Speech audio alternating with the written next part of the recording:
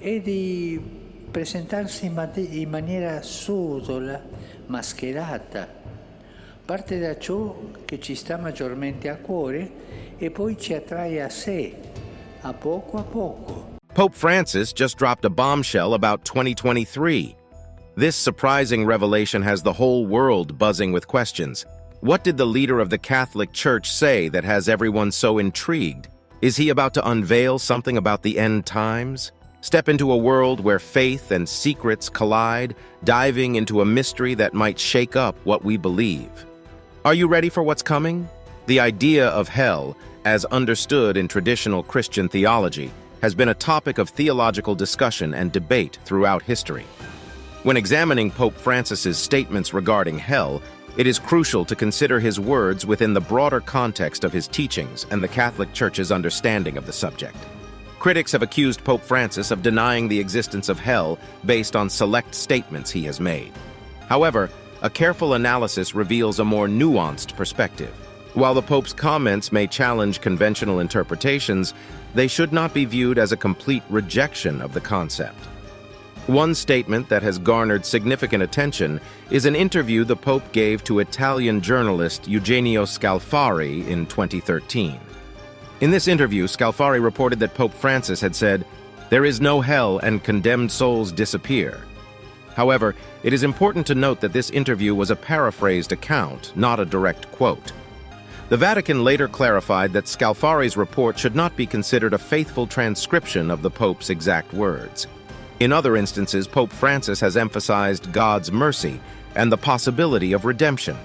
He has spoken about the transformative power of divine grace and the belief that even the gravest sinners can find forgiveness and reconciliation with God.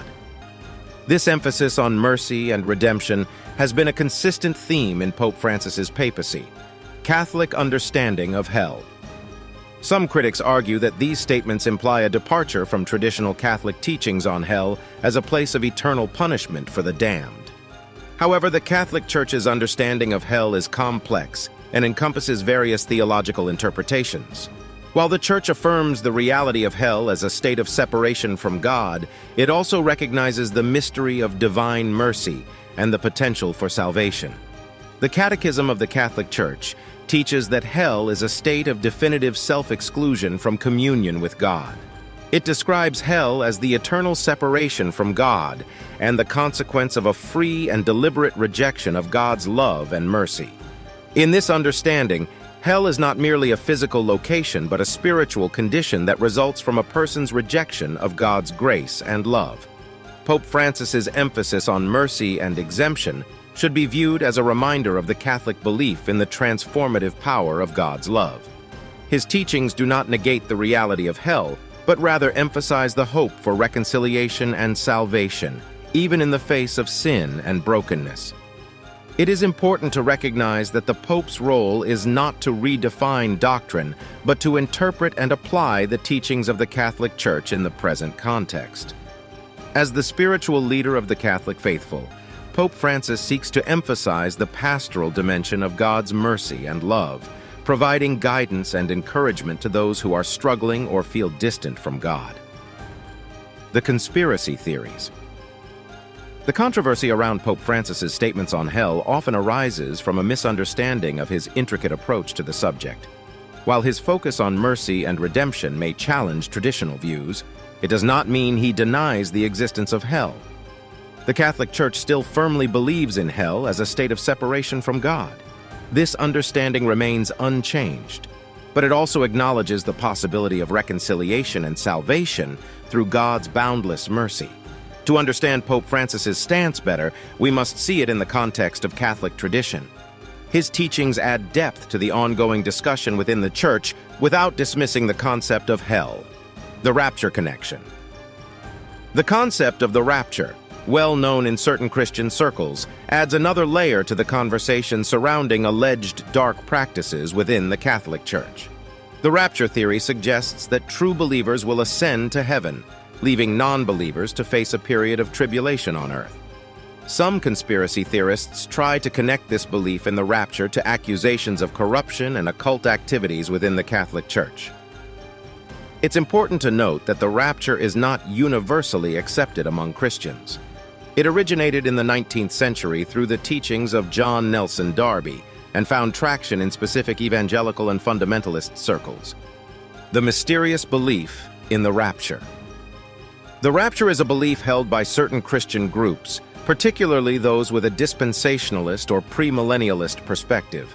According to this belief, at an unknown future time, believers in Jesus Christ will be suddenly taken up to meet Christ in the air, escaping a period of turmoil on earth.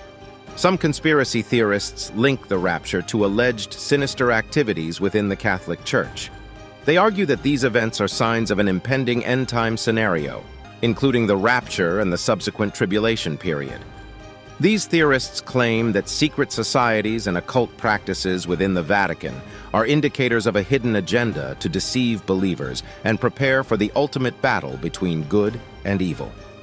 The rapture is a future event.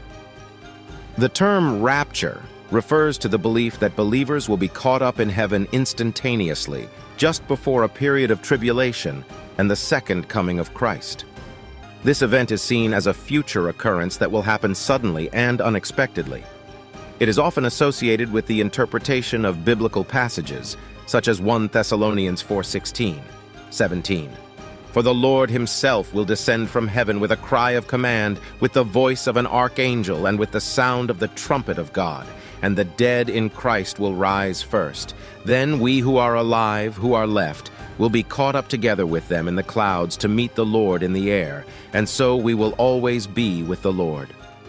Supporters of the rapture see it as the physical removal of believers from earth, sparing them from the trials and tribulations of the end times. They view it as a sign of God's grace and protection for his faithful followers. Claims of sinister activities within the Catholic Church. Allegations of sinister activities within the highest levels of the Catholic Church have circulated for many years. These claims suggest the presence of Satanism, corruption, and occult practices within the Vatican. One claim that has garnered attention is the existence of a sculpture depicting Lucifer in an unused Catholic church. Some argue that this sculpture points to the involvement of the Vatican in occult practices. However, it is crucial to understand that artistic representations within churches can have various symbolic purposes and may not necessarily reflect any malevolent intent. Attributing the actions of a few individuals to the entire Vatican hierarchy requires substantial evidence. While no institution is immune to instances of individual misconduct or corruption, it is unfair and misleading to judge the entire Catholic Church based on isolated incidents or claims. Proponents of these allegations often cite testimonies from individuals like Malachi Martin and Reverend Gabriel Amorth to support their claims. However, it is essential to scrutinize these testimonies and evaluate their credibility. Malachi Martin's sensational claims. Malachi Martin, a former Jesuit priest, made sensational claims about the infiltration of Satanism within the church. Yet his assertions lack verifiable evidence and have faced skepticism from both within and outside the Catholic community. Reverend Gabriel Amorth, an exorcist, claimed to have performed thousands of exorcisms and expressed beliefs about the existence of demonic possessions. While his experiences are fascinating, they are personal and cannot be a definitive proof of systemic corruption within the Catholic Church. In any large institution, there will inevitably be instances of individual misconduct or moral failings. It is crucial to distinguish between the actions of individuals and the institutional culpability of the entire hierarchy. As we conclude this exploration of Pope Francis, the concept of hell, and allegations within the Catholic Church, it is evident that discussions at the intersection of faith and controversy are complex. Open dialogue and a balanced understanding become increasingly important when navigating the intricate landscapes of religious belief and conspiracy theories in the pursuit of truth. So what do you think of the shocking prediction by Pope Francis for 2023? Comment below and subscribe for more.